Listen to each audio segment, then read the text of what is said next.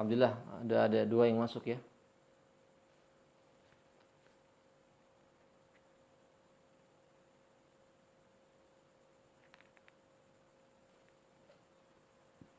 Sambil menunggu yang lain.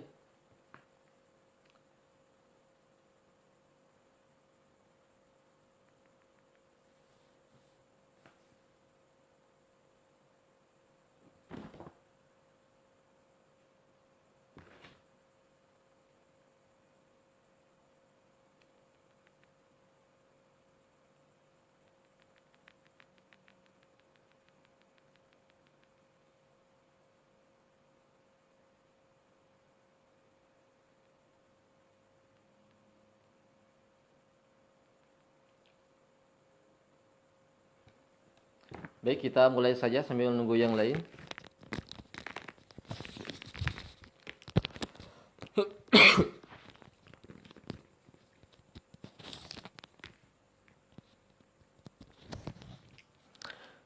Sambil menunggu yang lain, kita mulai saja. Bismillahirrahmanirrahim. Assalamualaikum warahmatullahi wabarakatuh.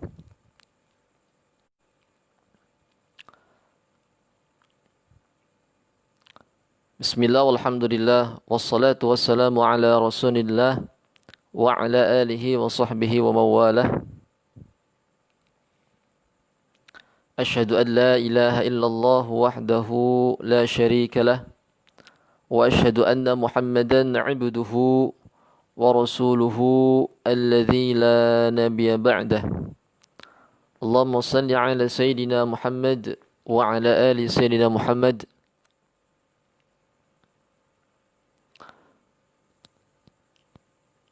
فقال الله تعالى في القرآن العزيز أعوذ بالله من الشيطان الرحيم وننزل من القرآن ورحمة للمؤمنين Al-Ayah. Pertama mari kita panjatkan puji serta syukur kita kepada Allah Subhanahu wa taala yang mana telah memberikan kepada kita berbagai macam kenikmatan, di antaranya ialah kenikmatan iman dan Islam. Salawat dan salam semoga selalu tercurah kepada baginda Rasulullah sallallahu alaihi wasallam, kepada keluarganya, kepada sahabatnya, serta kepada umat yang senantiasa menjalankan syariatnya sampai hari kiamat kelak. Alhamdulillah pada kesempatan malam hari ini, alhamdulillah ada satu yang nonton ya. Sambil menunggu barangkali nih,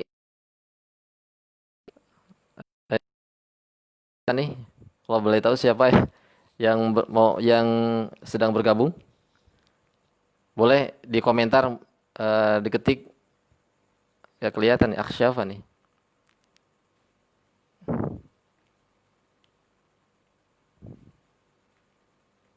Alhamdulillah satu orang enggak apa-apa ya.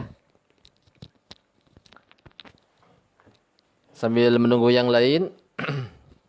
Ini kedengaran enggak kira-kira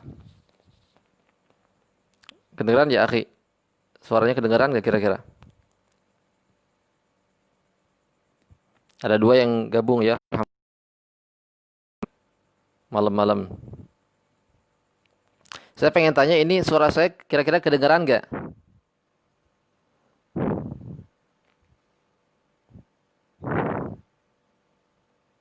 Ada yang komentar. Baik, rekan-rekan yang dirahmati oleh Allah Subhanahu wa taala, pada malam hari ini jam 9:30 lebih ya. Afwan, saya agak telat nih karena ngutak-ngatik sebelumnya, saya ngutak-ngatik dulu jadi agak telat ya. Pada malam hari ini alhamdulillah kita bisa berkumpul, bermuwajahah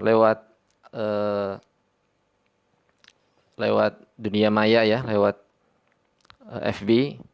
Mudah-mudahan Allah SWT senantiasa memberikan keistiqomahan ya, keistiqomahan walaupun kita tidak bertemu ya, keistiqomahan dalam dakwah, keistiqomahan dalam ilmu, keistiqomahan dalam menjalankan amal soleh, keistiqomahan dalam keadilan. Oh iya, Syukron. Apa nih? Zanfung. Ya, alhamdulillah.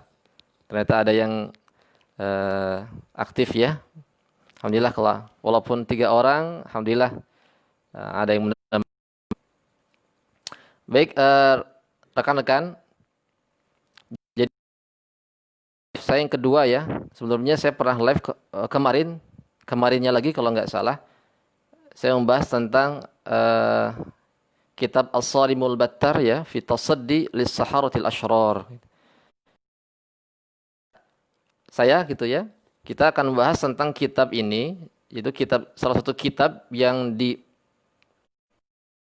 Syekh ya, Wahid bin Abdussalam Bali. Jadi kan kitab yang membahas tentang masalah seputar sihir ya. Ini malam-malam kita membahas tentang sihir. Jadi cocok khususnya untuk para peruqyah ataupun teman-teman yang ingin mengetahui daripada seluk-beluk sihir, seluk-beluk daripada sihir ya. Ataupun guna-guna ataupun teluh dan sebagainya. Ini sangat cocok ya. Karena yang mengarang ini adalah ulama, beliau seorang fuqaha ya, pengarang kitab ini. Ini saya pakainya laptop. Jadi nggak pakai kitab, pakainya laptop. Jadi filenya lihat di file. Jadi pengarang kitab As-Sarimul Battar fi Tasaddi lis-Saharatil Asyrar itu karangan Syekh Wahid bin Abdussalam Bali.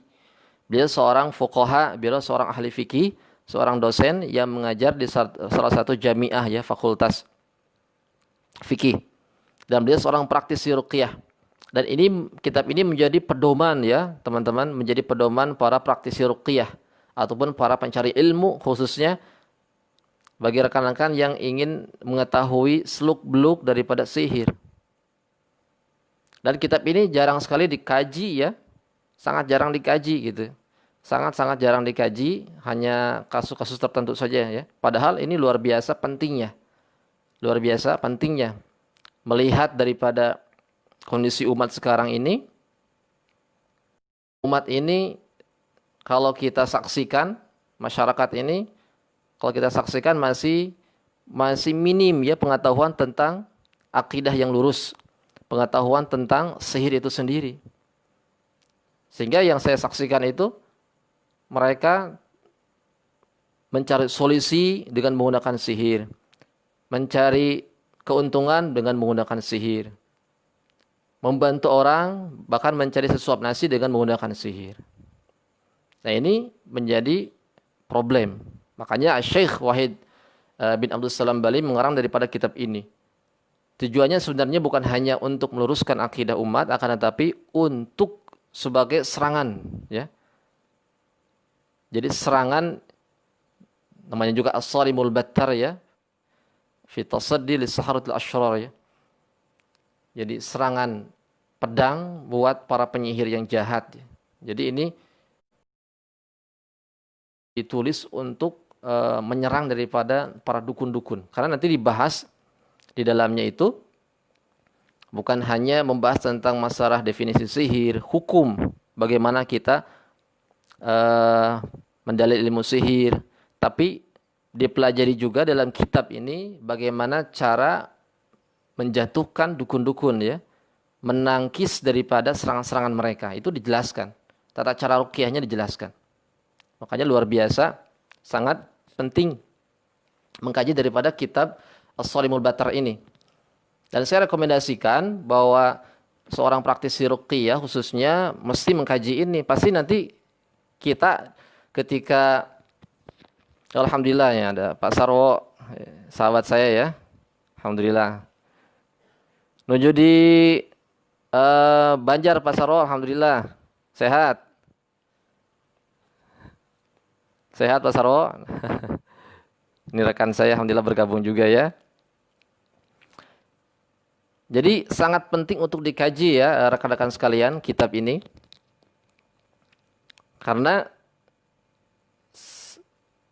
kita berbicara praktisi ya. Di sini ada yang praktisi nggak kira-kira? Nah, Pak Sarwo praktisi kayaknya Pak Sarwo Hakim nih. Ini mesti mengkaji. Pasti ketika kita meruqyah akan berhadapan antara jin, kalau enggak jin, syaitan. Dan mereka itu menggunakan daripada senjatanya yaitu sihir, sawahir.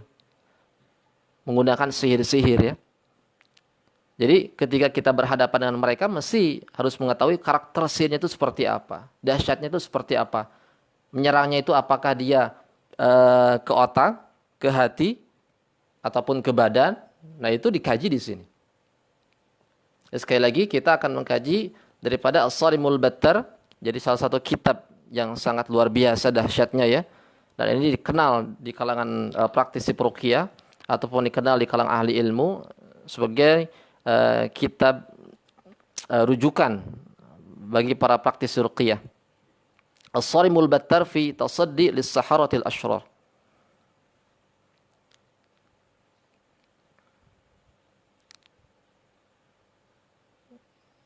Kita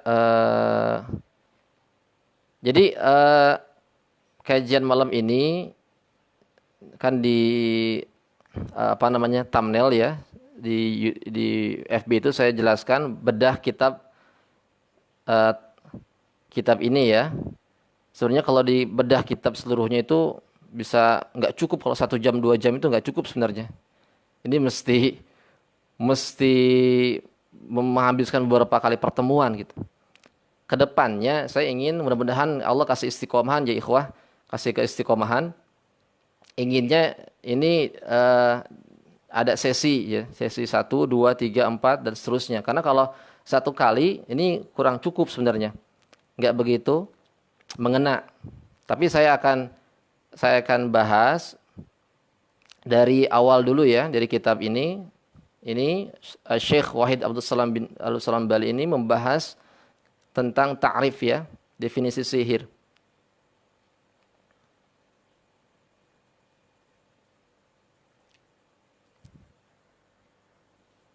Nah, di sini Syekh Abdul Salam Bali membahas definisi sihir yang pertama dari sisi bahasa.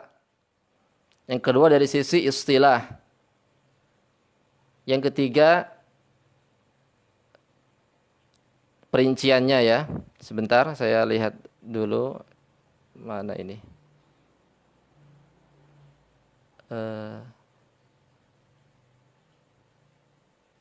Jadi dalam kitab ini sebenarnya banyak yang dikaji ya, definisi sihir, kemudian bagaimana dukun itu menghadirkan sihir, hukum tentang itu sihir sendiri, pembagian sihir, kemudian bagaimana cara menangkal sihir, kemudian pelindungan daripada kaum muslimin ketika terkena sihir dan sebagainya, itu dikaji di sini lengkap.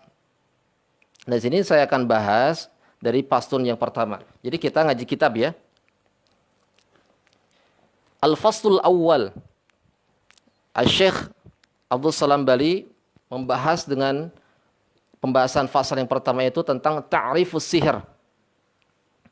Tentang ta'rif sihir, yaitu pengertian sihir. Yang pertama as-sihru fil lughah. As-sihir menurut bahasa. Yang kedua as-sihru fi istilahi syar'i. Yang kedua sihir menurut istilah syariat. Kemudian sebagian ba'du wasa'idit saharati fi taqarrubi ila syaitan. Sebagian wasilah sihir dalam mendekati syaitan. Nah, ini pasal awal ini Syekh Wahid membahas tentang ta'rif secara lughah, pengertian atau definisi sihir secara bahasa. Yang kedua definisi sihir secara istilah. Kemudian keterikatan antara sihir dengan syaitan. Nah, ini. Jadi teman-teman yang mempunyai kitabnya silakan dibuka ya. Atau filenya juga ada. Di PDF-nya ada di internet, ada. Tinggal di-download aja.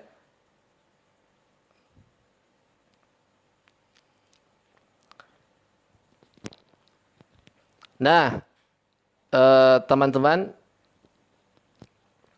sihir secara bahasa, kata Syekh Wahid, beliau mengutip dari kamus Al-Mu'jamul Wasit ya. As-sihru ma latafa ma'khudhahu wa daqqa. As-sihru ma latafa ma'khudhahu wa daqqa. Sihir itu ialah ma latafa, sesuatu yang lembut. Ma'khudhahu wa daqqa, dan sesuatu yang terselubung ya. Jadi secara bahasa sihir itu adalah sesuatu yang sangat lembut, kemudian terselubung. Nah, itu makna bahasa. Sedangkan makna istilah sihir itu adalah, nah ini ada 4 definisi ya. Syekh Wahid Abdul Salam Bali, beliau memberikan 4 definisi. 3 definisi diambil dari 3 ulama besar, ulama salaf, ulama sebelumnya. 1 definisi beliau simpulkan. Dan definisi ini luar biasa. Setelah saya kaji, kemudian analogikan dengan pengalaman saya, itu sangat sesuai dengan realitas ya, sangat sesuai dengan realitas. Yang pertama adalah pengertian sihir yang mengutip dari Asy-Syaikh Fakhruddin Ar-Razi. Jadi kata Asy-Syaikh Fakhruddin Ar-Razi, sihir secara istilah. Jadi teman-teman, bahwa sihir kalau di masyarakat itu yang terkenalnya bukan sihir ya. Jadi terkadang masyarakat itu nggak kenal tentang istilah sihir. Jadi ada yang mengatakan bahwa sihir itu bukan sihir ya, guna. Kemudian ada yang mengatakan teluh, ada yang mengatakan santet, tenung ya. Sementara sihir itu nggak begitu fenomenal di kalangan kaum muslimin ya. Padahal itu sesuatu yang sama ya. Jadi kalau teluh itu biasanya istilah orang Sunda. Teluh, seseorang telah diteluh gitu ya. Kalau tenung itu istilah orang Jawa ya. Istilah orang Jawa. Santet biasanya disematkan kepada orang-orang yang terkena sihir, teluh, tapi dia sampai mati atau sampai sakit ya, sakit parah. Kemudian guna-guna dan sebagainya. Itu yang terkenal di tanah Jawa ya, yang terkenal di tanah Nusantara. Kalau sihir itu dalam bahasa Arab. Jadi sebenarnya sihir, santet, guna-guna, teluh, tenung itu sama saja. Nggak ada perbedaan. Itu satu kesatuan utuh, nggak ada perbedaan. Cuman terkadang di masyarakat itu mereka beranggapan bahwa sampai ada pemilahan ya. Ini ilmu hitam, ini ilmu putih gitu ya. Kalau ilmu hitam itu dikatakan santet, ilmu-ilmu yang digunakan untuk menjerumuskan orang ke dalam atau mencelakakan orang atau membunuh orang dan sebagainya dengan ilmu-ilmu tertentu. Sementara ilmu putih itu suatu ilmu yang digunakan untuk membantu orang seperti menolong, mengobati. Tapi sama-sama dengan menggunakan sihir. Ya tetap aja sihir gitu. Itu terkadang dibagi istilah seperti itu. Sebenarnya sama. Nanti dibahas di pertengahan bagaimana mengobati orang yang terkena sihir dengan sihir, apakah boleh? Sebenarnya nggak boleh. Orang yang terkena sihir tidak boleh diobati dengan sihir. Tidak boleh diobati dengan menggunakan bantuan jin. Tidak boleh ya. Apapun alasannya tidak boleh. Haram, nggak boleh. Dan ini istilah-istilah ini dipakai di masyarakat. Nah, kata Fakhruddin Ar-Razi, kata Imam Fakhruddin Ar-Razi, as-sihru fi 'urfi syar'i mukhtasun bi kulli amrin yukhfa sababihi wa yatakhayyalu ala ghairi haqiqatihi wa yajri majra tamwihi wal khida'i. Kata Imam Imam Fakhruddin Ar-Razi, bahwa sihir itu adalah mukhtasun, sesuatu yang khusus. Ya, sesuatu yang khusus bi kulli amrin. Pada setiap perkara yukhfa bisababihi, yang samar sebabnya. Wa yatakhayyalu ala ghairi haqiqatihi, dan digambarkan dengan hakikat, dan digambarkan pada hakikat yang lain. Maksudnya digambarkan bukan pada hakikatnya. Kemudian wa yajri majra tamwihi wa khida'i, dan berjalan pada proses tipu daya. Ini adalah sihir menurut Imam Fakhruddin. Jadi sesuatu yang samar sebabnya digambarkan pada bukan hakikatnya dan berjalan melalui proses tipu daya. Nah, ini sihir. Kalau kita kaitkan dengan fakta-fakta yang ada ketika saya meruqyah, mengobati orang itu, alhamdulillah saya sekarang bergabung dengan salah satu klinik ya ikhwah. klinik di Pondok Gede.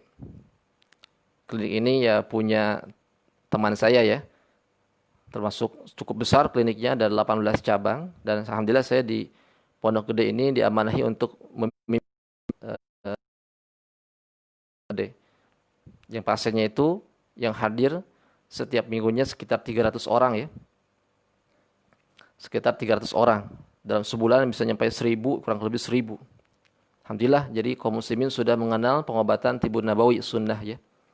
Dan beraneka ragam pasien-pasien yang berdatangan itu, mulai dari gangguan jin, kemudian gangguan sihir ya, santet dan sebagainya, itu sangat banyak.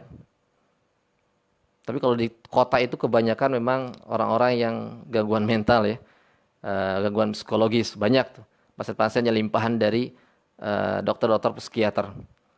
Kembali ke permasalahan, jadi sihir itu kata Imam Fakhruddin Ar-Razi adalah sesuatu yang tidak terlihat sebabnya. Sesuatu yang tidak terlihat sebabnya. Jadi gini, misalkan gini ya, bukan misalkan. Contohnya, contoh di lapangan ketika saya ngeruqyah, ada salah seorang pasien saya namanya Ibu Mujianto. Ibu Mujiati, maaf. Ibu Mujiati ini pasien saya yang berasal dari Jawa Tengah. Beliau berkunjung di Bekasi. Berkunjung, sebenarnya bukan untuk berobat, tapi berkunjung untuk ke temannya, ke anaknya.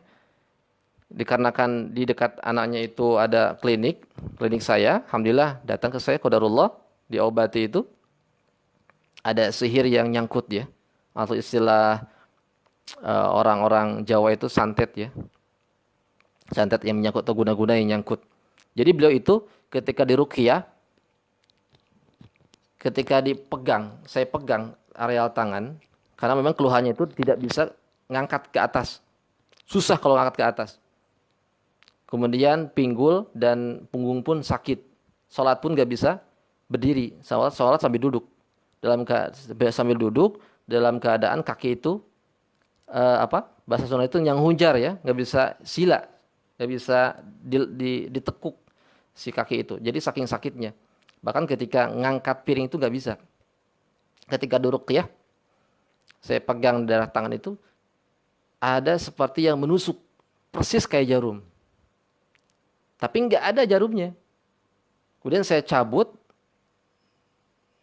ya seperti halnya nyabut jarum gitu ya. Tapi ketika saya melihat nggak ada ya, saya rasakan nggak ada di tangan. Tapi orang yang merasakan, si pasien itu merasakan ada jarum yang menusuk sangat banyak.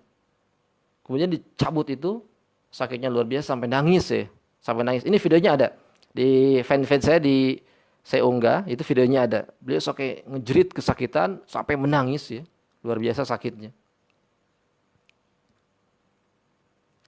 Waalaikumsalam.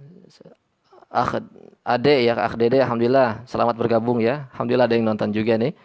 Kirain nggak ada yang nonton nih. Kemudian Andiansah, ya, alhamdulillah, waalaikumsalam. Nanti ya, sesi tanya jawabnya setelah ini ya. Nanti saya kasih kesempatan untuk bertanya boleh. Teman-teman yang mau bertanya boleh setelah sesi ini. Karena nanggung ya kalau kepotong. Jadi kembali lagi. Jadi tadi kembali ke pasien saya ya. Jadi ketika dicabut itu ada yang tercabut berupa jarum ya. Saya ruqyah sampai lebih dari 7 kali. Dan anehnya itu ketika setelah diruqyah itu ada bekas bintik-bintik hitam. Ada bekas bintik-bintik hitam. Persis seperti kita kalau habis disuntik itu suka ada ini ya, ada bekasnya ya. Itu bekasnya sangat banyak. Beliau menyampaikan kepada saya, Ustaz, ini yang Ustaz cabut-cabut itu gitu ya. Itu bekasnya tuh hitam-hitam, bentol-bentol titik-titik hitam. Nah, ini persis kejadian ini ketika saya mengobati pasien yang tadi itu, persis definisi yang dikemukakan oleh Syekh Fakhruddin Ar-Razi ya, yukhfa bisababihi. Jadi sihir itu ada sesuatu yang samar sebabnya. Kemudian wa yatakhayyalu ala ghairi haqiqatihi. Kemudian digambarkan bukan seperti sebenarnya. Hakikatnya ada gitu ya, tapi nggak kelihatan. Jadi beda ya kalau sebabnya ada kemudian kelihatan. Contoh, kalau orang gitu ya, anak kecil, namanya anak kecil ya, main makan apa aja, ada makanan dimakan, ada minuman diminum. Tahu-taunya ada uang jatuh di dimakan ya. Dimakan kemudian dia sampai sakit, pencernaannya terganggu, kemudian dibawa ke rumah sakit, dokter mengatakan ini harus dirongsen atau di-scan, kemudian kelihatan di situ. Oh, penyebabnya ada koin yang masuk ke dalam tubuh. Nah, ketika ada koin masuk ke dalam tubuh, itu bisa diketahui sebabnya. Oh, sebabnya kenapa anak ini sakit karena makan koin, karena teledor. Jadi itu nggak kelihatan ya. Dia sebenarnya sakit, tapi nggak tahu sebabnya gimana, masuknya gimana. Di berita-berita banyak kan, saya juga menyaksikan ada orang-orang itu dia keluar semacam apa namanya kawat di badan ya. Saya pernah waktu itu sebelum saya menjadi praktisi waktu kecil itu ada pasien-pasien yang diberitakan di TV itu sampai keluar daripada perutnya itu apa namanya kawat ya. Kawat aneh kan? Dokter juga aneh kok bisa ada kawat di tubuh. Gitu ya. Dia nggak nelan kawat, nggak ada orang yang masukin kawat kok ada kawat di tubuh. Nah, itulah sihir. Yukhfa bisababihi. Lembut, kemudian samar sebabnya. Kalau begitu siapa yang memasukkan? Nah, inilah peran jin. Jadi jin itu mempunyai keahlian, kemampuan memasukkan benda yang zahir kepada tubuh manusia atau pada tempat tertentu ya. Jadi majra tamwi kemudian sihir ini berjalan pada proses tipu daya. Sekali lagi kata Imam Fakhruddin Ar-Razi bahwa sihir itu adalah sesuatu yang samar sebabnya kemudian digambarkan bukan pada hakikat sebenarnya kemudian berjalan pada proses tipu daya. Baik, rekan-rekan, ada yang mau nanya silahkan. Ini kajian kitab, jadi agak, kalau ngaji kitab, saya senangnya begini gitu, jadi kata per kata, kalau sekaligus kan suka agak kurang pas. Ini ada yang bertanya silahkan. Dia yang gabung dua ya. Kang Badai, Andiansah Su'aib, nanya, Assalamualaikum Pak Ustadz. Coba mau tanya ke kepala saya kok sering pusing ya di jam tertentu dan susah tidur kalau malam. Sering pusing di jam tertentu dan susah tidur kalau malam hari ya. Ini bisa banyak faktor ya, bisa banyak faktor susah tidur di malam hari. Suka bergadang nggak, Kang Badai? Mas Badai suka kebegadang nggak?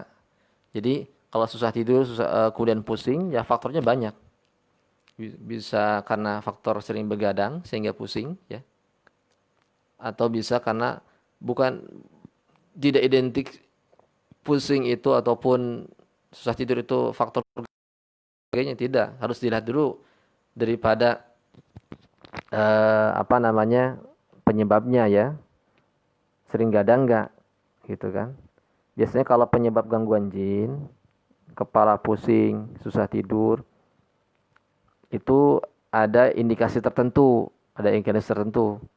Contoh, misalkan dia suka mimpi buruk, tapi mimpi buruknya nggak satu kali.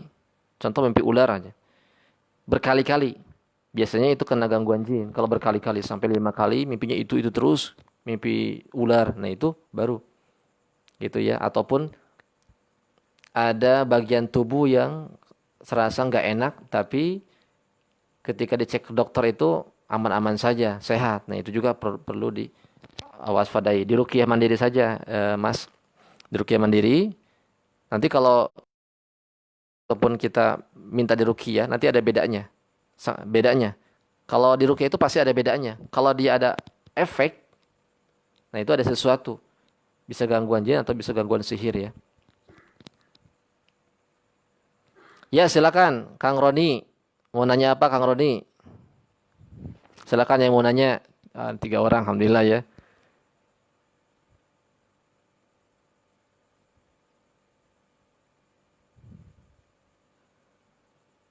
Silakan yang bertanya.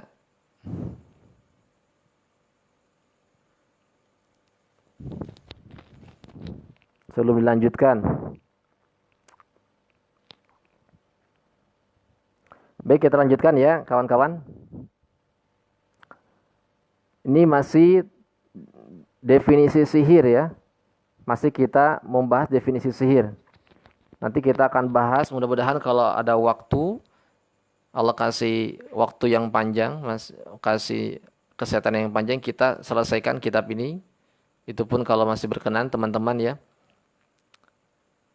Jadi kitab ini sekali lagi membahas tentang sihir, seluk-beluk sihir, definisi sihir, hukum definisi sihir, kemudian hukum sihir.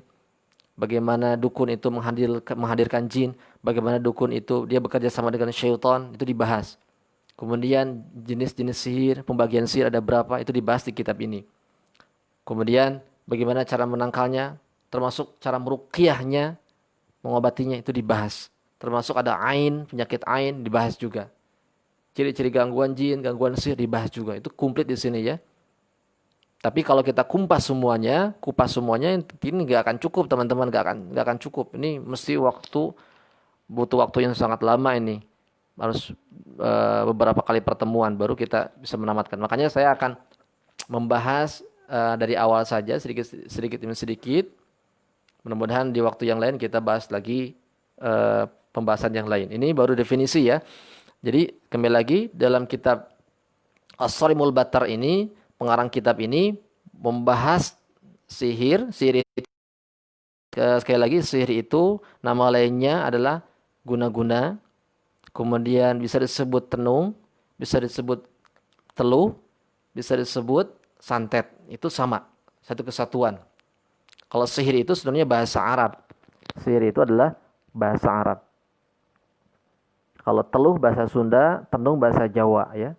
Jadi istilah-istilah ini sama ya, sama. Baik, kita akan bahas definisi yang kedua. Definisi kedua, guna-guna, sihir, santet dan sebagainya.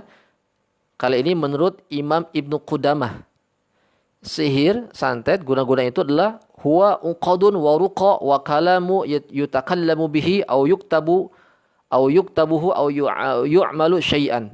Nah, ini adalah sihir menurut Ibnu Qudamah. Pengertian sihir, guna-guna, santet menurut Ibnu Qudamah, ulama besar ya ini. Jadi sihir ataupun santet, guna-guna, kata Imam Ibnu Qudamah Al-Maqdisi adalah ikatan, buhul. Ikatan atau buhul. Apa sih ikatan atau buhul itu?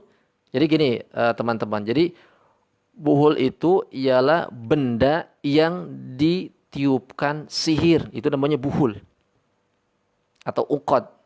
Dalam surah Al-Falaq kan, min syarrin naffatsati fil uqad. Min syarrin naffatsat. Nafat itu adalah sesuatu yang dihembuskan fil uqad, pada buhul-buhul. Maksudnya apa? Buhul-buhul sihir.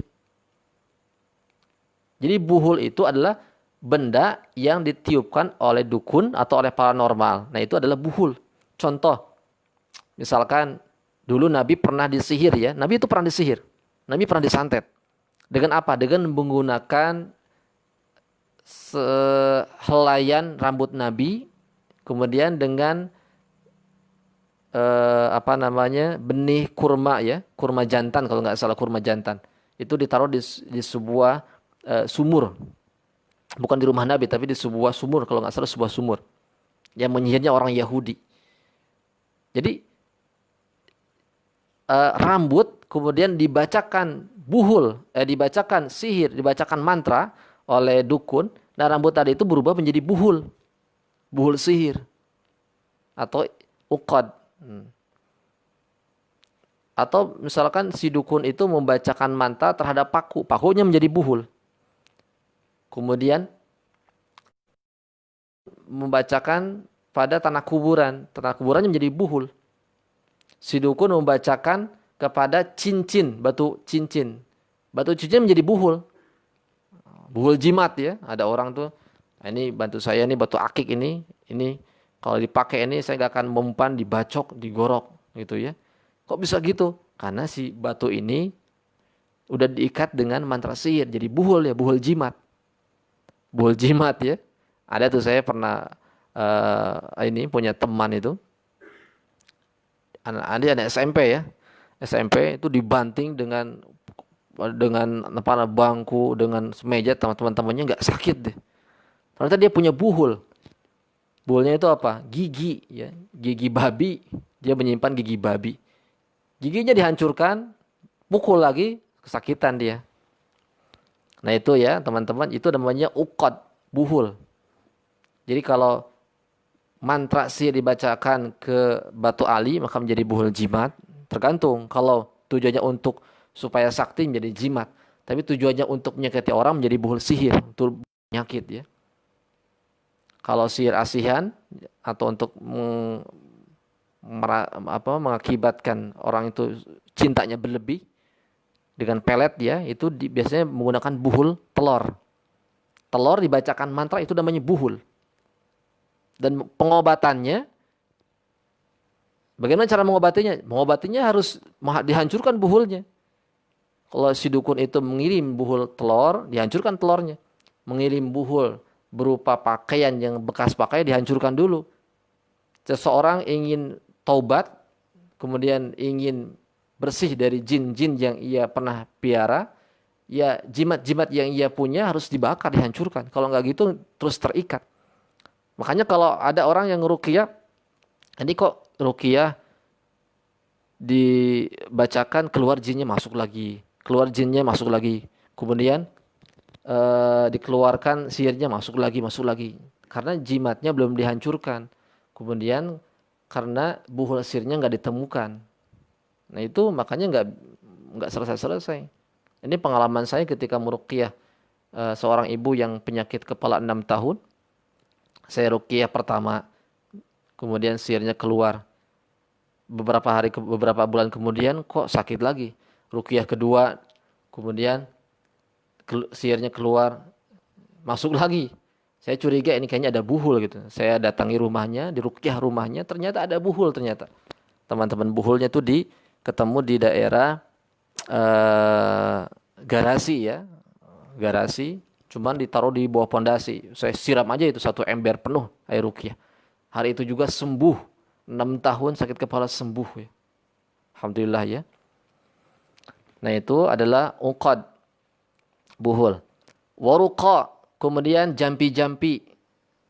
Sihir itu berupa buhul, kemudian jampi-jampi. Jampi-jampi mantra-mantra yang digunakan, yang dikeluarkan, yang dibacakan oleh dukun paranormal dan sebagainya. Wa kalamu yutakallamu bihi, dan perkataan-perkataan yang diucapkan au yuktabuhu ataupun ditulis au yu'malu syai'an ataupun dikerjakan ya. Kan kalau dukun itu suka komat kamit ya. Nah itu sihir. Yuktabu yang ditulis. Ada tulisan Arab-Arab yang nggak ngerti itu. Isim-isim apa? Isim domir atau isim apa sih? Gitu. Nggak ngerti. Nah itu sihir ya. Ada. Jadi kita jangan terkecoh oleh Arabnya. Wah ini kayaknya Al-Quran. Ini kalangan ulama ya. Nah, ini kalau orang yang nggak ngerti bahasa Arab, disangkanya ini kitab para ulama. Padahal apa itu? Mantra sihir ya. Ada itu. Mantra sihir berbentuk bahasa Arab. Mantra sihir berbentuk bahasa Arab. Isim-isim ya. Nama-nama. Tapi ada lafaz syahadatnya. Syahadat itu cuma bumbu saja, ikhwan, teman-teman. Bumbu saja supaya bisa dikatakan Islami padahal enggak Islami ya. Itu hati-hati. Au yu'malu syai'an ataupun dikerjakan dengan ataupun mengerjakan sesuatu. Mandi kembang, puasa yang tidak ada syariatnya. Ya puasa 40 hari atau puasa setahun. Saya pernah dia disuruh mengisi tentang ruqyah. Ada salah seorang jamaah saya yang bertanya, tapi nanyanya aneh pakai SMS. Kata dia, jin. Saya tanya, antum kenapa nanya nggak langsung? Saya puasa katanya. Puasa nggak ngomong selama 2 tahun. Masya Allah. Allah nggak ada bimbingannya jadi Rasul ya, suruh puasa nggak ngomong. Jadi saya jawab ya, gara-gara antum puasa nggak ngomong, sehingga antum bisa lihat jin. Gimana bacaan sholatnya? Gimana kalau orang mengucapkan salam kalau nggak ngomong? Ini aneh. puasa nggak ngomong gitu ya. Berdalil dengan hadis apa namanya? Man kana yu'minu billahi falyakun khairan aw liyasmut. Itu berdalil dengan itu. Kalau nggak bisa ngomong diam katanya. Salah itu ya, nggak sesuai, nggak cocok, nggak ngaji kayaknya. Jadi nggak, maksudnya diam di situ itu bukan berarti nggak ngomong, maksudnya diam dari perkataan yang tidak benar. Tapi ketika kita berinteraksi dengan keluarga dan apa, ya harus ngomong ya. Ambilkan baju, ambilkan piring, ambilkan apa, masa nggak ngomong. Nah ini ada yang salah kaprah. Ada yang sampai puasa tidak ngomong. Silakan, ada yang bertanya. Nah, ini ada yang bertanya ya.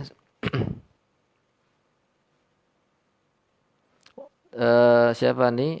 Edi Yanti. Assalamualaikum, waalaikumsalam. Ya. Saya jawab dulu, ada yang nanya nih. Alhamdulillah banyak juga yang bergabung ya.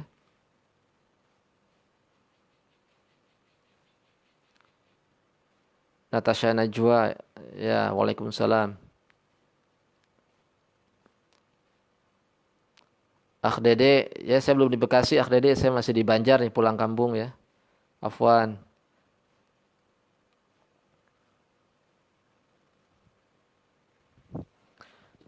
Ini Bapak Jenderal Persib. Assalamualaikum, waalaikumsalam Pak Ustadz. Mau nanya cara ngelepasin jin nasab gimana ya? Sempat diruqyah dulu, cuman berasa kayak masih ada. Makasih. Jin nasab. Unik ya, jin nasab, jin keturunan. Teman-teman yang nggak tahu jin nasab, jadi jin nasab itu adalah jin yang dipelihara oleh keluarga tertentu ya. Setelah pemeliharanya yang punyanya meninggal, maka dia akan turun anaknya, kalau enggak ke anaknya, cucunya, kemudian terus ke cicitnya, terus sampai 7 turunan. Itu jin nasab. Jadi kenapa jin nasab bisa setia mengabdi? Ya karena jin itu pada biasanya jin itu kalau dia diakadkan untuk mengabdi, dia akan ngabdi. Akan mengabdi sampai mati, ketika mati pun dia akan beralih kepada turunan-turunannya. Ini jin nasab itu. Kenapa? Karena diikat dengan janji.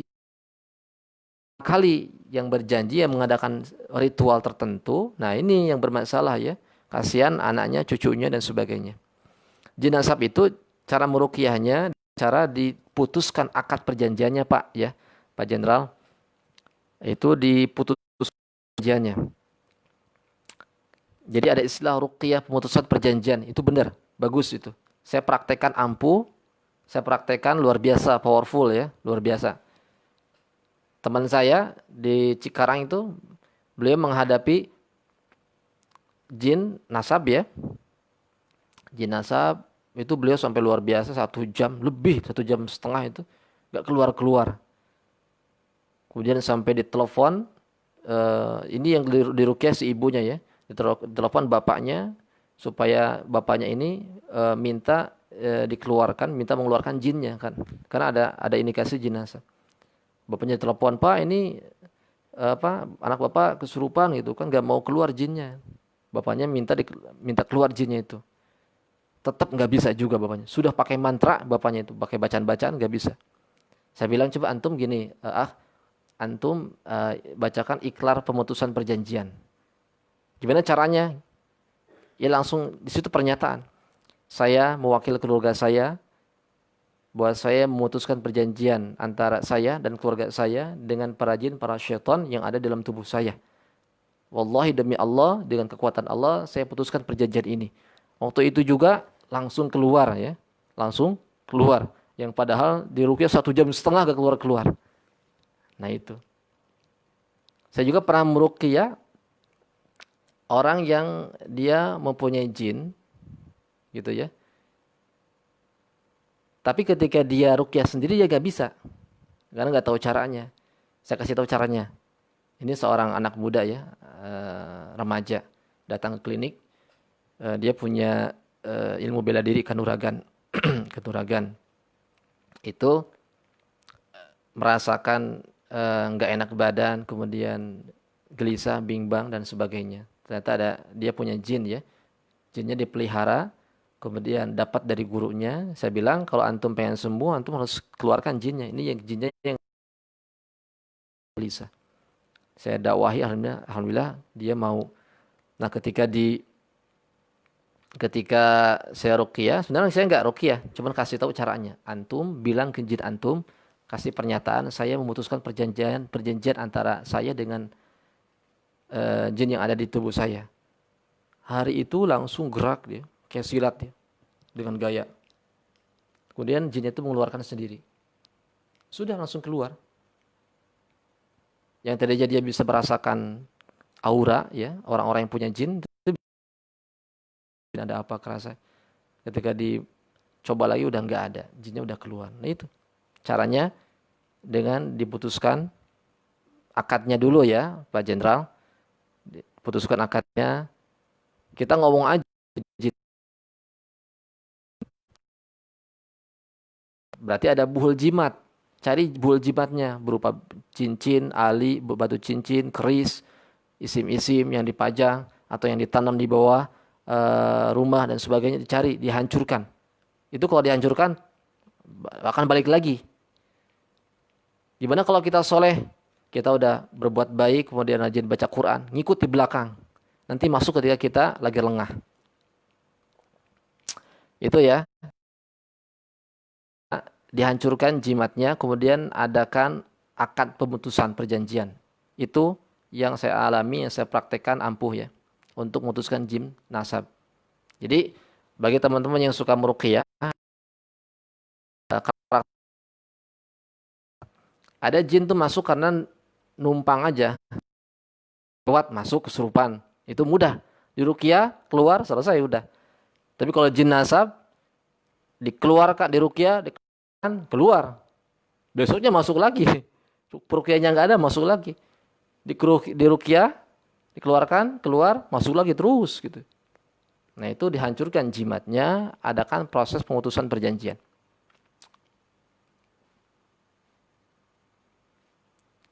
Pak Badai, iya Pak Ustadz, sama yang dirasain mimpi buruk sudah 3 kali berturut-turut, alhamdulillah, bergadang sudah tidak pernah dan suka melihat sepintas beras.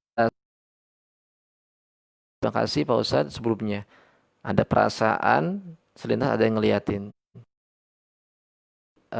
Seperti gangguan ya, gangguan jin. Bapak bacakan aja. Kalau mau diruqyah sama orang lain bisa, ataupun ruqyah sendiri bisa. Bacakan surah Al-A'raf, bacakan Al-Fatihah, ayat kursi, surah Al-A'raf ayat 117 sampai 122.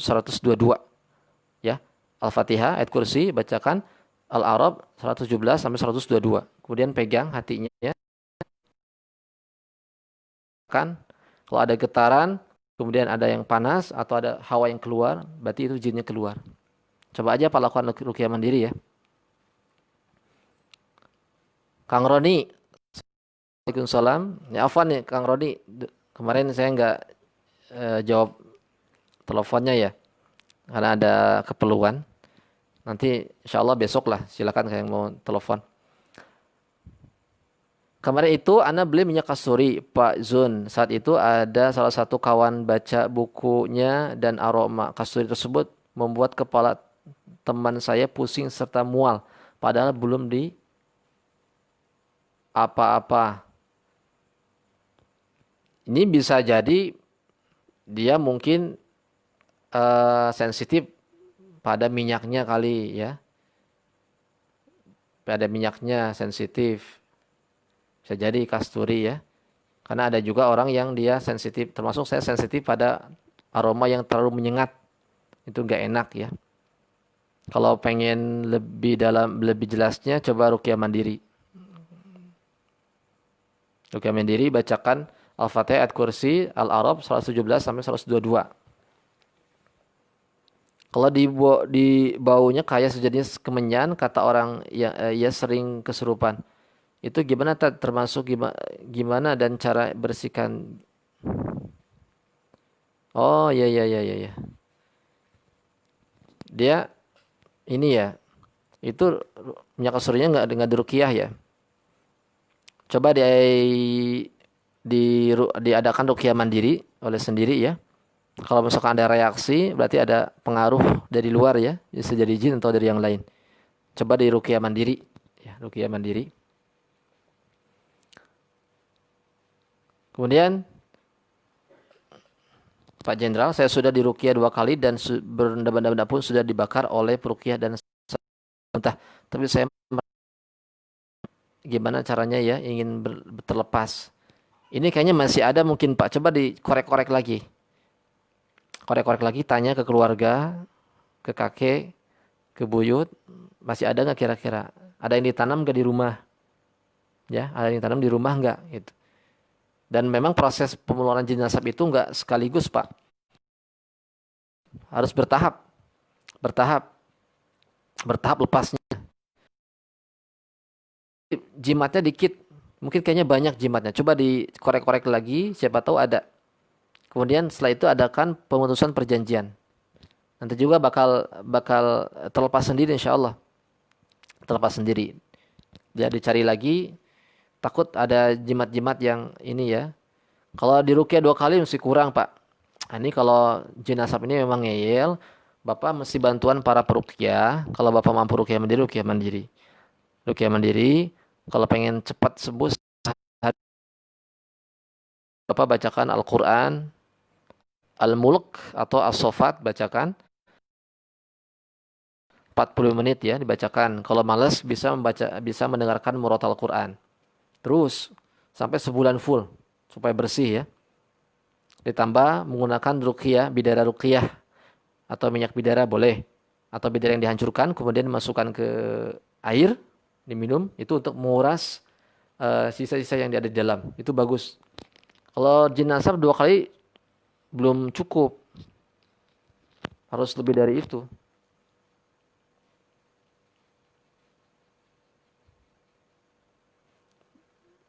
Edi dari Malaysia, Insya Allah ya, dari Malaysia. Dari Bapak Ibnu Al-Bukhari, Rwandi. Assalamualaikum Ustaz, mau tanya untuk mengetahui letak buhul ada di suatu tempat gimana caranya? Nah ini apa? Pertanyaan yang sangat bagus ya Pak. Mengetahui letak buhul di suatu tempat gimana caranya?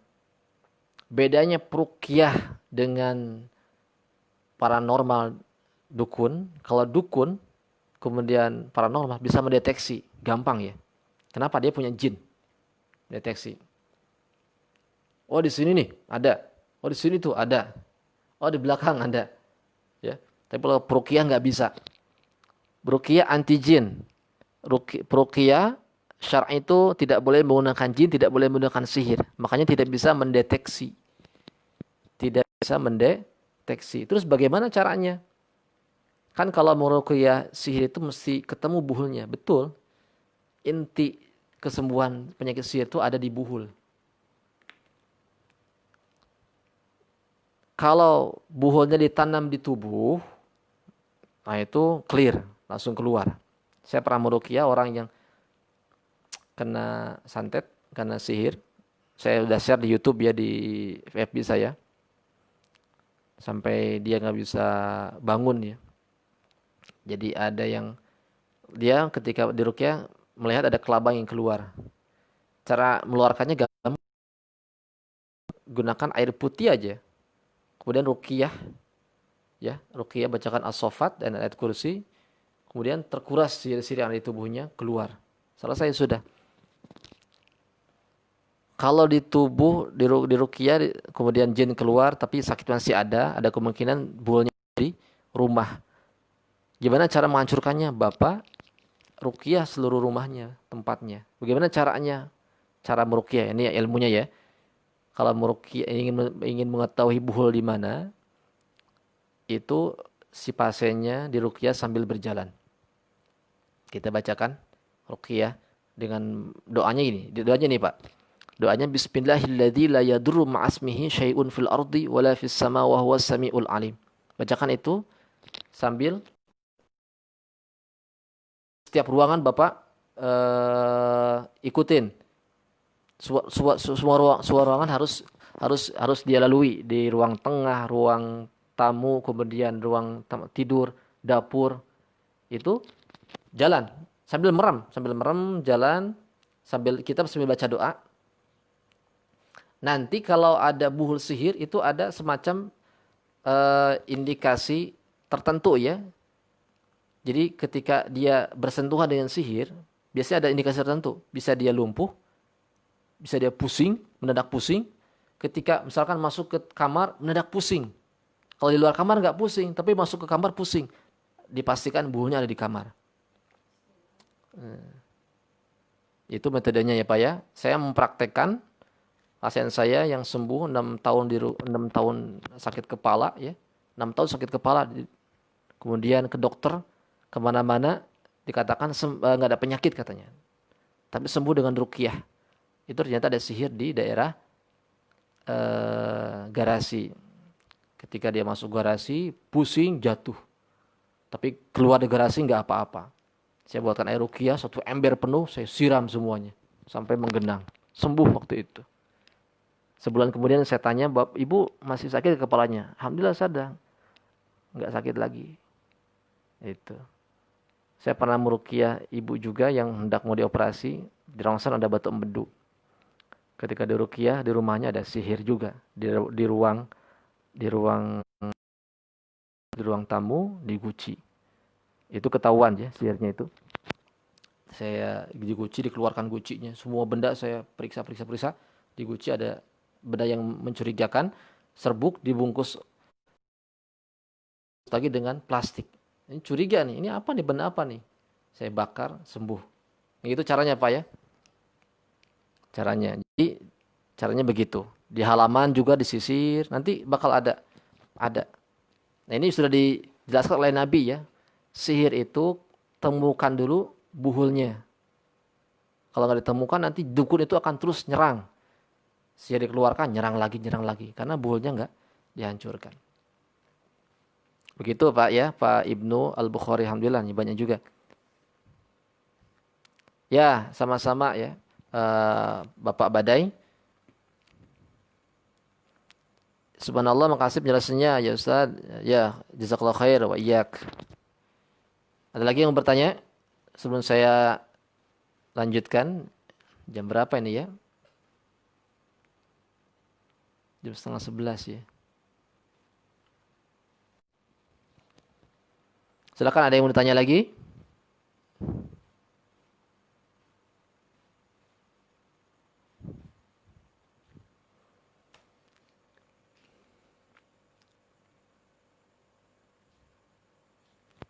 Baik, teman-teman. Ikhwan sekalian, lanjutkan sedikit lagi ya.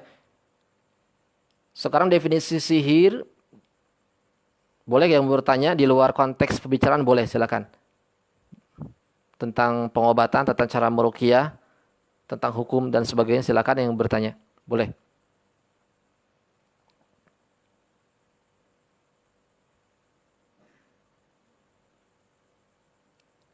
Ini kita lanjut pembahasannya.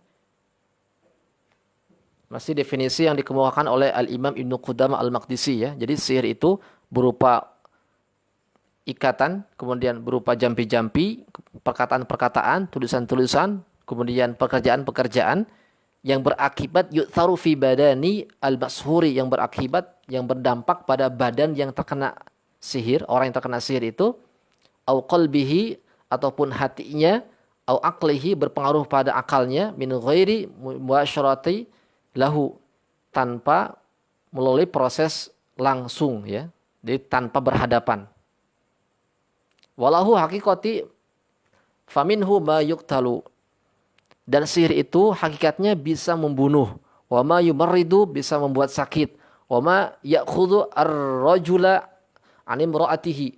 Kemudian bisa membuat pasangan suami istri fayamna'uhu wat'ahu. Dia tidak bisa mencampuri istrinya. Wa minhu ma yufarriqu bainal mar'i wa zawji, bisa memisahkan antara pasangan suami istri yang tadinya suami istri bercerai. Wa ma yubaghidu ahaduhuma ila akhiri aw yuhabbibu baina itsnain, dan bisa di antara kedua. Kemudian bisa menimbulkan rasa kasih sayang, rasa cinta di antara keduanya. Nah, ini termasuk sihir ya. Jadi sihir itu, ya kawan sekalian, sihir itu mempunyai hakikat. Hakikat, cuman tidak terlihat samar. Orang terkena tusukan jarum, itu sebenarnya jarumnya bisa berbentuk zahir, dimasukkan ke badan, atau bisa dihilangkan zahirnya, nggak kelihatan. Gitu ya. Hakikatnya ada, cuman nggak kelihatan. Gitu aja. Seperti kita ini menyaksikan, kita lihat kabel ya, kabel listrik. Ada nggak listrik kelihatan? Nggak ada kan? Nggak ada. Listrik itu kan menempel pada media kabel. Kelihatan nggak? Nggak kelihatan. Sihir itu sama. Sihir itu nggak kelihatan, tapi dirasakan ada. Orang yang terkena sihir, orang yang terkena santet, dia sakitnya luar biasa. Sakit kepala, sakit hati, kemudian sakit badan. Tapi penyebabnya nggak kelihatan, nggak ketahuan. Bendanya apa yang masuk? Nggak ketahuan. Sama seperti hanya listrik, ya. Kabel ya. Pada kabel itu sihir seperti itu. Teruji medis nggak akan bisa melihat sihir. Makanya medis itu nggak akan bisa menentukan. Dan mereka angkat tangan. Ini kok orang sakit tapi nggak ada penyebabnya. Kalau di situ ada virus, kelihatan kan? Pakai mikroskop kelihatan. Ada virus corona. Kemudian ada bakteri, ada radang tenggorokan, uh, ada pendarahan dan sebagainya. Tapi kalau sihir nggak bisa, nggak kelihatan, tapi bisa dirasakan sakitnya ya, dampaknya ada. Dan sihir itu bahaya ya, kata para ulama, faminhu mayuqtalu, bisa membunuh. Sihir itu bisa membunuh.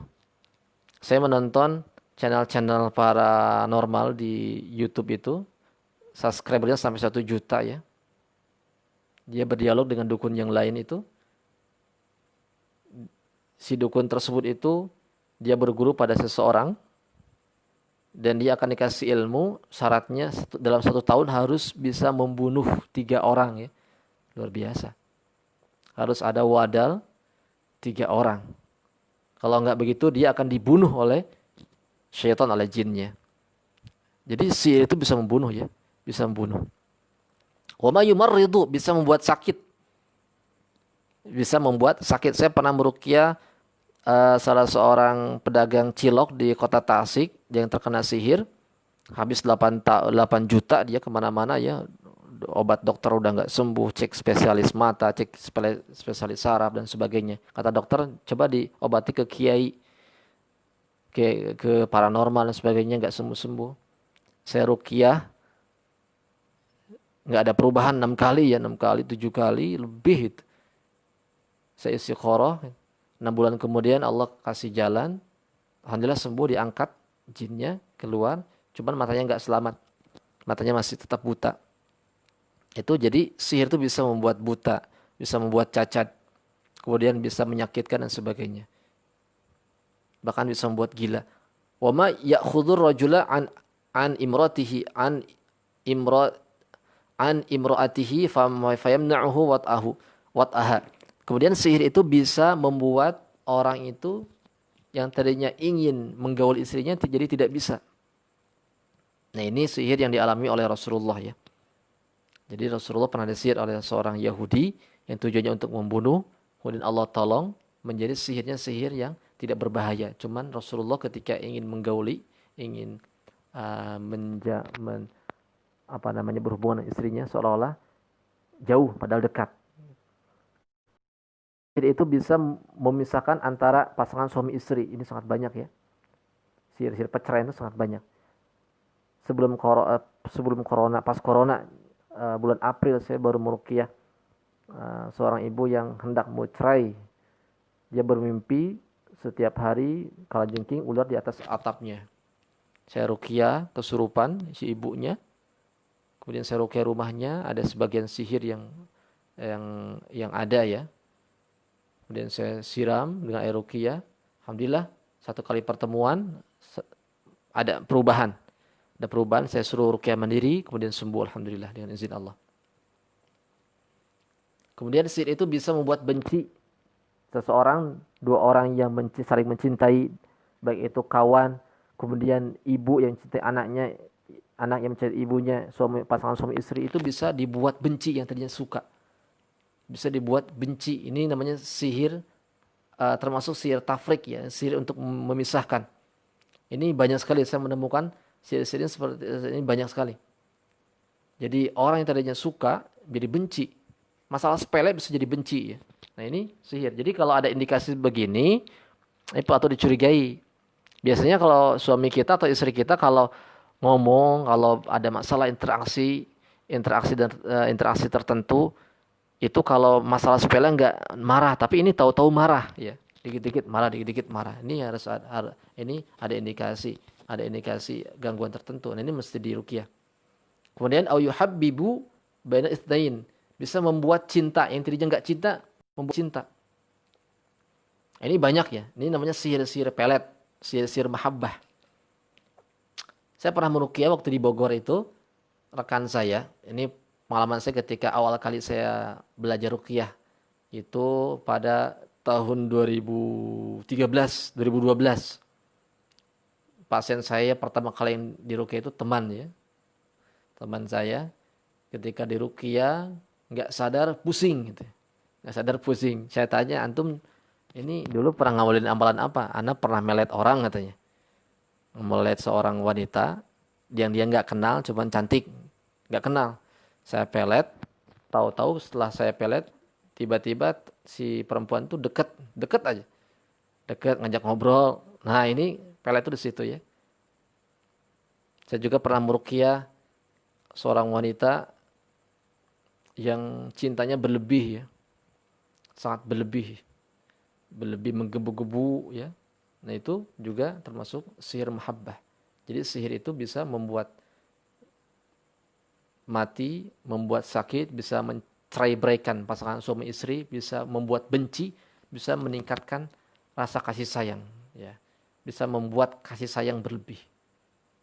Nah itu pengertian sihir menurut Al-Imam Ibnu Qudamah Al-Maqdisi. Ini sesuai dengan fakta, sangat sesuai dengan fakta ketika saya merasakan sekali ya, sama persis ya dengan apa yang dialami ketika meruqyah. Silakan, ada yang bertanya lagi? Ini malam-malam ya. Alhamdulillah ada yang bertahan satu orang nih. Ya, silakan yang mau menyebarkan video silakan.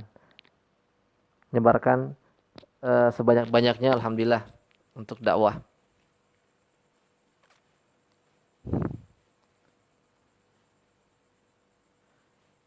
Baik, karena udah larut malam, kalau nggak ada yang bertanya lagi, saya akan cukupkan daripada kajian online ini. Mudah-mudahan Allah memberikan hidayah kepada kita, memberikan kesehatan, taufik.